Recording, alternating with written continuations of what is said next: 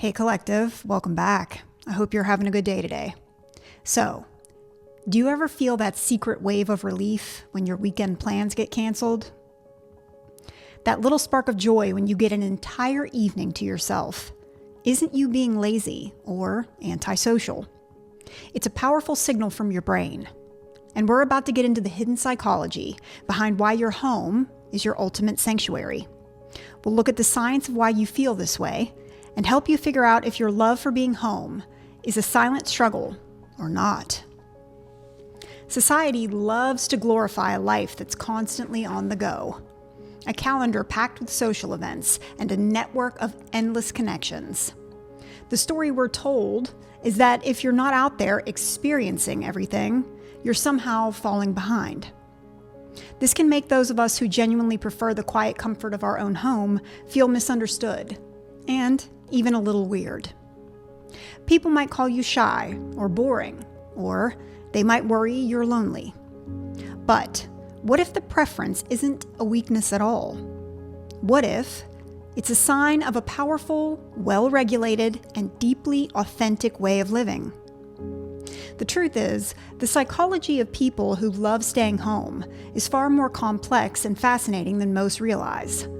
It's not about hiding from life. It's about curating it with intention. It's about knowing your energy is a finite resource and choosing exactly how you want to spend it.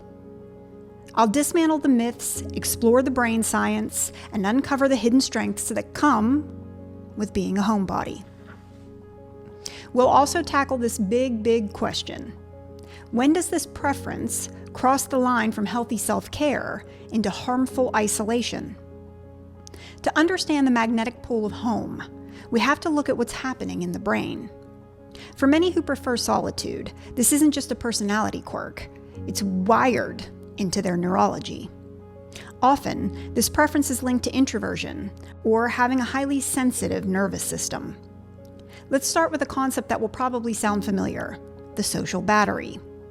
For introverts, social interactions, especially in large groups or chaotic environments, drains the battery fast. Being at home, in quiet, is how you recharge it. This isn't just a choice, it's a biological need. Research suggests that introverted brains process external stimuli much more intensely. A crowded room isn't just a group of people, it's a tidal wave of information. Your brain is working overtime, processing words, tones, micro-expressions, and body language.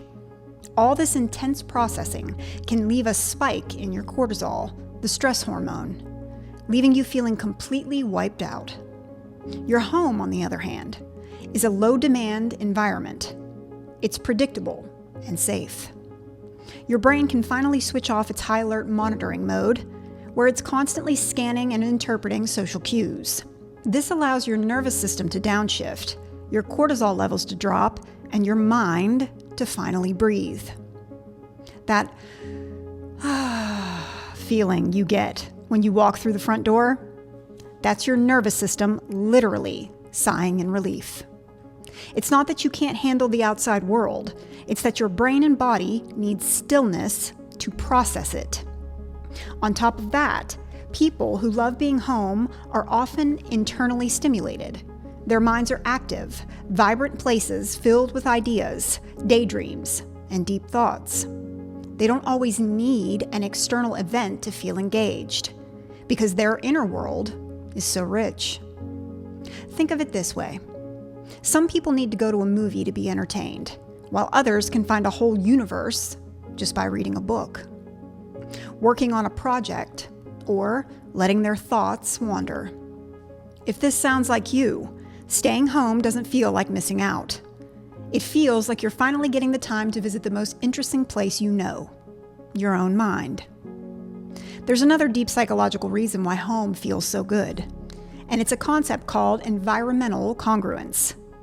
This is simply the idea that we feel most at peace when our outer world matches our inner world, our values, our identity, and our needs. And your home is probably the only place on earth where you have total control to make that happen. Think about it. Outside, You're constantly adapting. You're navigating social expectations, sensory overload, and spaces designed by other people. But your home is a reflection of you. Every item you choose, the colors on the walls, the music you play, it all comes together to create a physical extension of your authentic self. It's a sanctuary where you don't have to perform. That control and authenticity are incredibly calming for our minds. This ties directly into the psychological need for autonomy.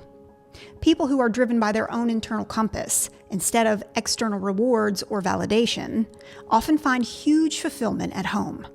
They don't need a crowd's approval to feel worthy. They find deep satisfaction in personal activities like mastering a recipe, finishing a good book, or tending to their plants. These simple acts reinforce a sense of purpose that is entirely self-generated. Your home becomes a safe haven where you can be your most unedited self. It's a safe space for silliness, for creativity, for vulnerability, and for quiet reflection. For comfy clothes, yummy food, and the people and pets you love the most. In a world that often asks us to wear different masks, home is where the mask comes off. This feeling of psychological safety isn't just a nice to have, it's essential for our well-being. For a homebody, this isn't about being stuck at home. It's about being free at home. Free to be, to think, and to feel without judgment. While society might see the love of staying home as a flaw, psychology suggests it's often linked to a set of rare and powerful strengths. Let's get into these now. Number 1, people who spend real time with themselves develop a profound level of self-awareness. When you aren't distracted by constant outside noise, you have no choice but to listen to your own thoughts and feelings. You become an expert on your emotional patterns, your triggers, and what truly motivates you. This regular quiet time lets you figure out what brings you joy versus what you just do out of obligation. This clarity is a genuine strength in a world where so many people are running on autopilot. Number 2, a homebody's instinct to retreat is often a highly developed form of emotional regulation. Instead of pushing through social fatigue and risking burnout, you instinctively know when your nervous system is hitting its limit, and you take action to reset. This isn't weakness, it's wisdom. It's the ability to manage your internal state before it gets overwhelming. People who master this skill don't suppress their emotions. They create the space to actually process them, leading to greater resilience and stability. Number 3, homebodies are often masters of curating their social lives.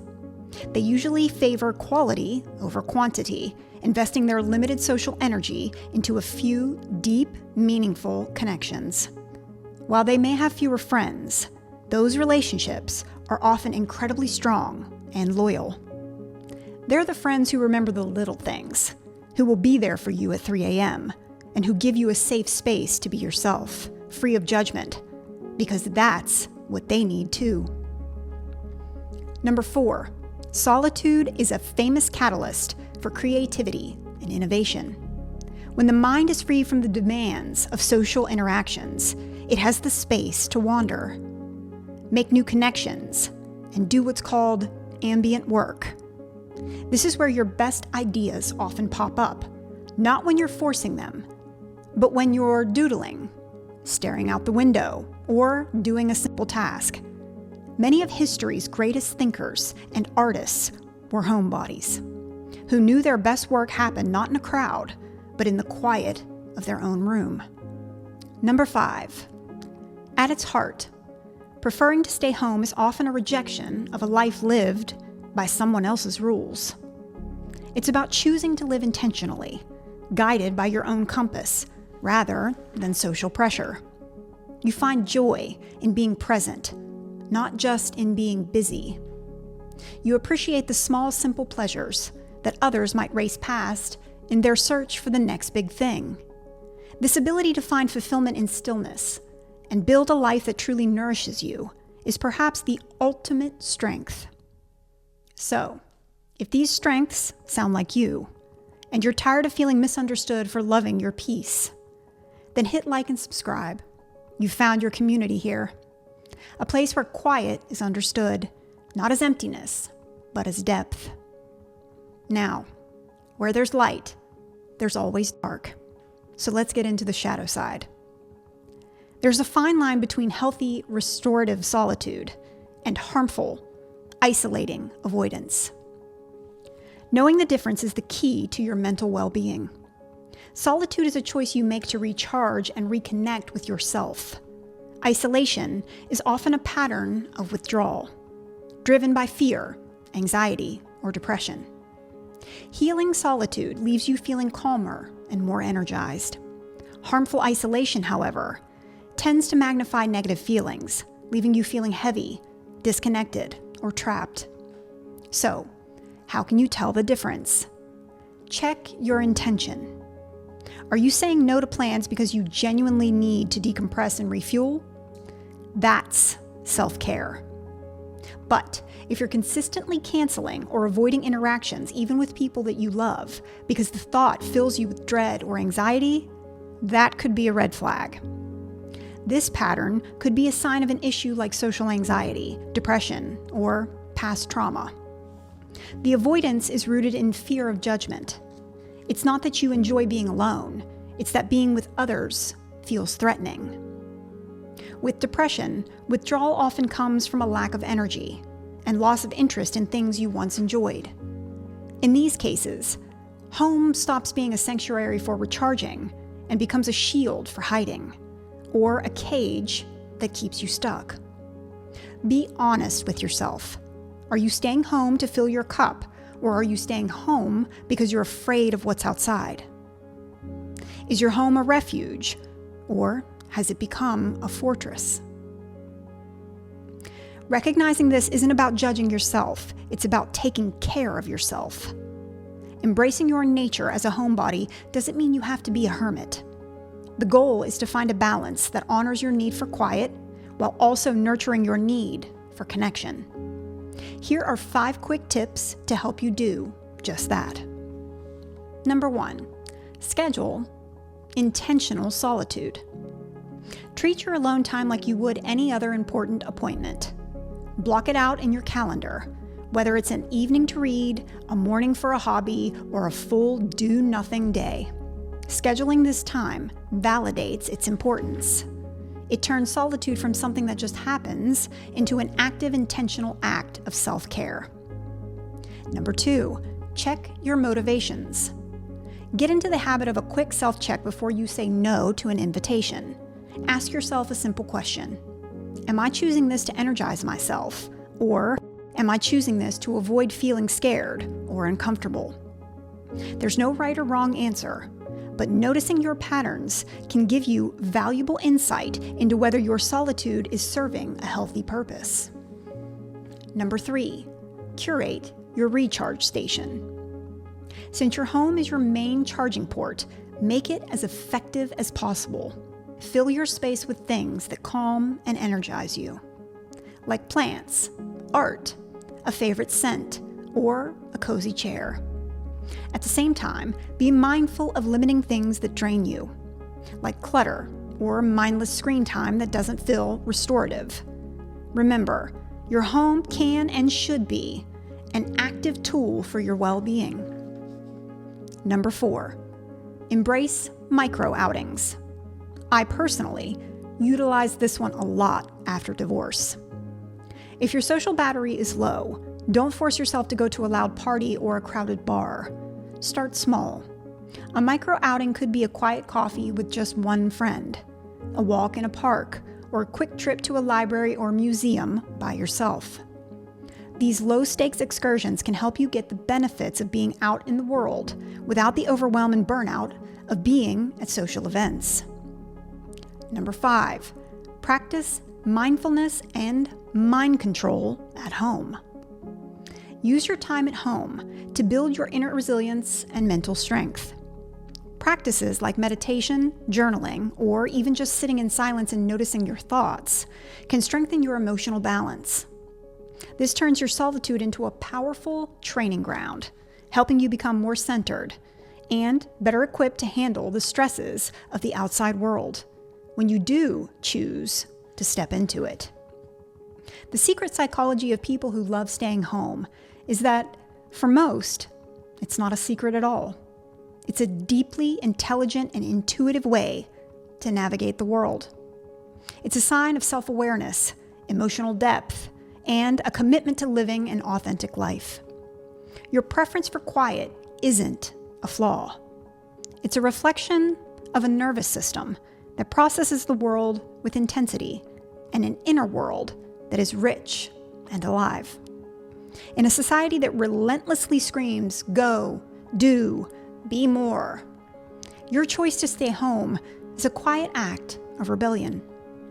It's a declaration that your peace is non-negotiable, that your energy is precious, and that fulfillment can be found just as easily in stillness as it can in motion. So friends, the next time you feel relief when the plans get canceled, don't write it off as laziness. See it for what it is. A signal that your mind and body need to rest. Embrace your nature and recognize if the people you're with aren't aligned or compatible with that nature anymore. You're not missing out on life. You're just experiencing it differently.